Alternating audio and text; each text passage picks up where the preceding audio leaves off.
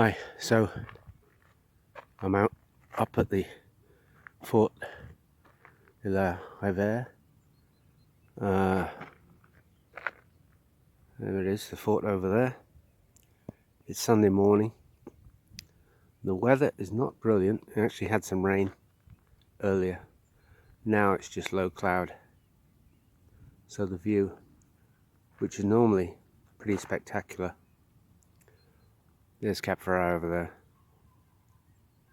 I just walked up here. The good thing is, the early rain has meant it's almost deserted. There's nobody about. I've seen a couple of cyclists and a couple of joggers. That's about it.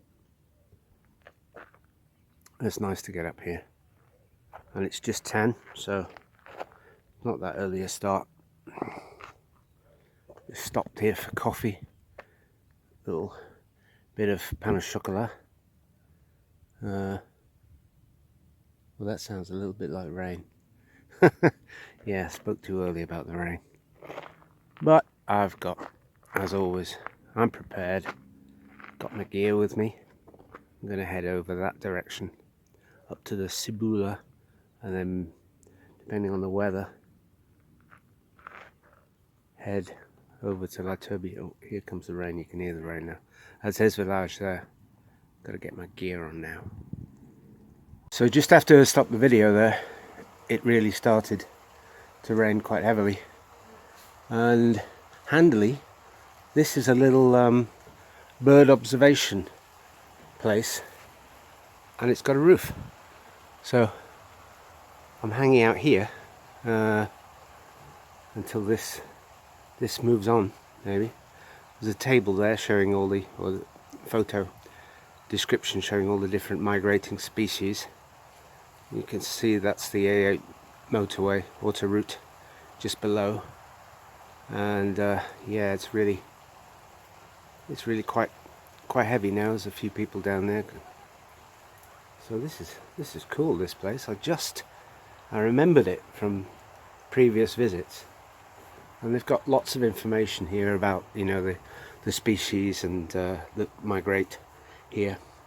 Yeah, it's from basically across the Med from North Africa.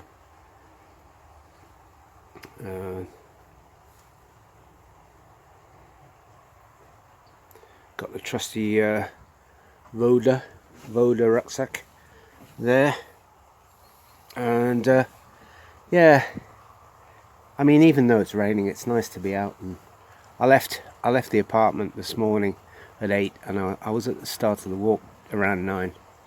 There's a tram and a bus, that's all. So, you know, it's great to be able to get to you know, up into the hills. This is not the high hills. I was going to do a walk up, much higher walk today, called the Cime de Boudon, which I've been meaning to do a while. I've done it a few times already, but last time was about 5 or 6, about 7 or 8 years ago. And then I looked at the forecast last night and this morning, because I was up around 6, and I thought, nah, it's not really gonna be. It'd be possible, but it probably wouldn't be very pleasant. Who knows how long this will go on. Has a habit of going on for quite a while here. But it's quite nice and dry in here, and I've got my coffee, so, you know, can't really complain. Well, you can complain, but what's the point? It's a nice wet Sunday morning, and I've got my coffee, and I'm out in the hills, which is always a good thing. So the Cime de Boudon will have to wait for some better weather. Actually, yesterday was really nice, but I was busy yesterday, so I'll just wait this out. So still dodging the rain. It stopped for a while, and I've moved on a bit, and yeah, there's the village of Ez down there. There's a medieval, previously fortified village, fortified against the and they probably kept a watch out over the sea, watching out for the the possibility of invasion from the Barbary pirates. I know I've been on about this before. The trade here was huge apparently, but it's just such an interesting bit of history that I didn't really know about before I sort of delved into it. And I was thinking the other day, it would be it'd be an interesting a basis for a film.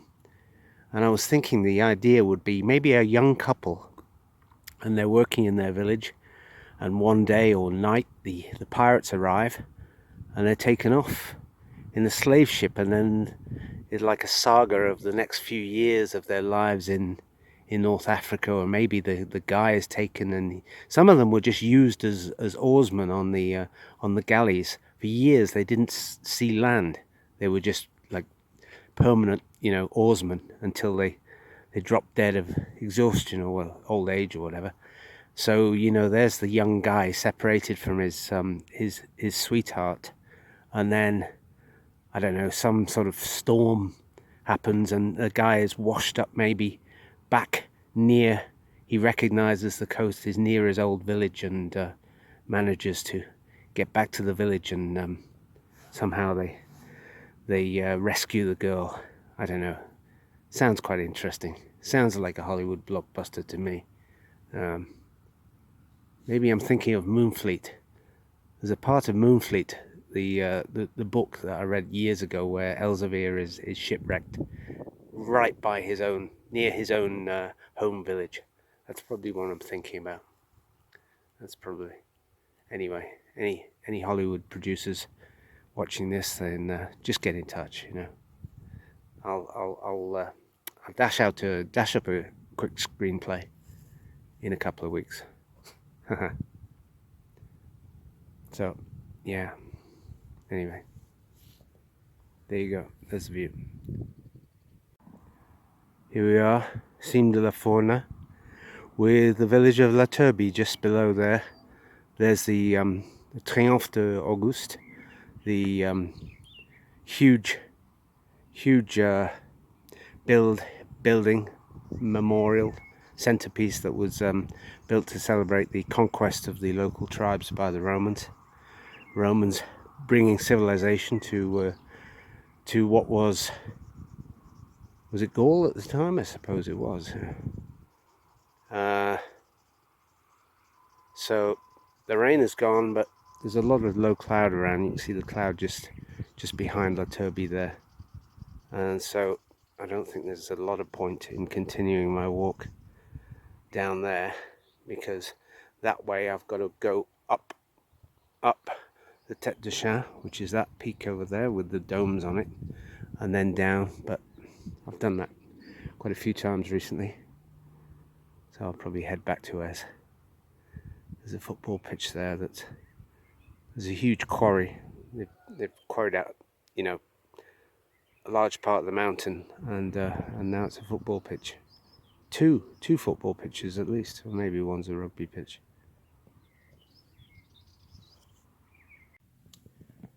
This is one of the caves for the chauves-souris, or as we call them in English, bats. So that pillar box slot down there is the entrance for the bats, and there's about eight or 10 of these along the route. And you got some information about their breeding habits and their hibernation. They hibernate during the winter, and it says the males are generally solitary, but the females sort of hibernate together. A picture of the hibernation, and yeah, you see the bats in the evening down in Nice, well, along the coast a bit. So it's good that they protect it.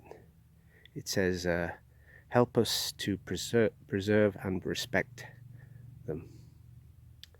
And yeah, there's quite a few of these, and there's 2 tunnels that this track goes along. This is a military road. This is not a train track. It's a military road. You see the sea has completely disappeared there. We're in some low cloud, and there's a couple of tunnels further along. There's more bat caves inside the tunnel. I'm heading back towards Ez now in the direction of the fort. In the cloud now again, so really nothing visible down there. And then this is the second of the two tunnels. This is the longer of the two tunnels. And yeah, what's that, about, I don't know, 200 meters, maybe 250 meters long, this one. And there's more bat caves inside here as well, inside the tunnel. So I'm probably going to just descend back to Ez. Back down in Ez now, Ez village. This is the Sunday market. That last section from the down to Ez village was very steep and slippery, very greasy, because the rocks, you know, they're in the shade most of the time because it's through the forest. So, but I didn't end up falling on my arse, which is good. So I'm probably going to take the Nietzsche path now down to the coast. Yeah, this is the famous Chemin de Friedrich Nietzsche, and up there, the cliffs, and then way up there somewhere is Ez village. I'm just descending. I'm probably more than halfway down now. This path, so called, if you don't know, is because Friedrich Nietzsche was staying in Nice, I think maybe once, more than once, and he would walk up to Ez village along this path while he thought things philosophical and that sort of thing. So there's a view down to Ez Cime, but today it's still just spotting with rain. So, but it's funny, this path is so busy in the summer. Today I've passed quite a few people. They're all going up. I'm coming down. I seem to be. Oh, one guy's just passed me running down. But it's funny, if you go to places like TripAdvisor and look at the so-called reviews, it's funny that you can review a walk, but the reviews, people's perceptions are so different. Some people, it's a nice day's walk. Other people have obviously had an absolute nightmare climbing it. They underestimated it. It's 350 meters of ascent, but it's not particularly steep, and a lot of it is steps. So you can hear the train, but I should be down in 15 minutes. Right, that's me back in Nice, and of course it stopped raining now. It's typical, huh? Anyway, oops. So I'm getting the tram from here. Here's the tram, Nice trams. Very convenient because there's a stop at the end of my street. So it literally takes me about, I don't know, about 8 minutes from here to get home. Okay, hope you liked the video. It wasn't a huge walk, but the weather wasn't really good for that. I'm hoping I'll do the Cime de Boudon, which I've originally planned today. I'll get to do that sometime in the future. Okay, see you, bye.